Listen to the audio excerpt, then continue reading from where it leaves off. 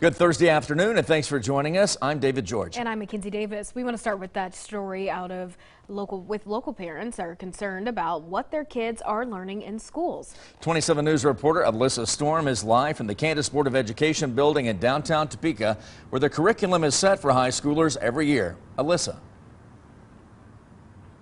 David, Mackenzie, the state board decides what curriculum schools follow. I spoke with a mom in Junction City who says she's worried about what all this entails. Harvard University conducts this test to measure a person's association between concepts and stereotypes. The researchers use this data to reveal someone's hidden or subconscious biases. The study starts by asking for your race and ethnicity, but as it goes on, the questions become more targeted. I started doing it, and the further I got along, the further the race comes into it. And these questions were, in my opinion, it seemed like they were pitting whites and blacks against each other because no other races were asked at all about in these questions.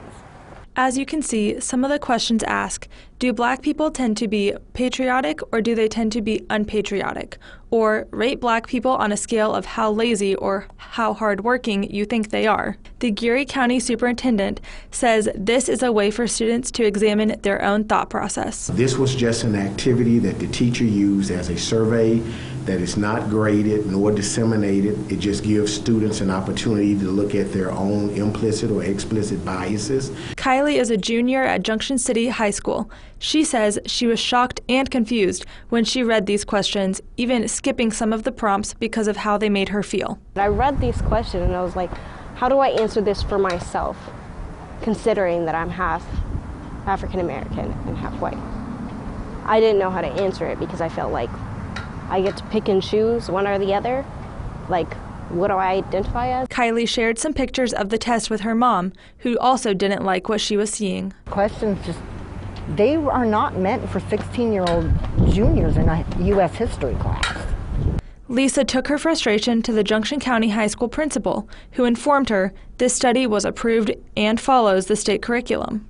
It's not something that we just create on our own. We may help teachers with resources, but we make sure that we follow the standards that have already been approved and implemented throughout the entire state. Superintendent Eggleston says he has since set up a meeting with the Teaching and Learning Department to assess this and other surveys that may be controversial.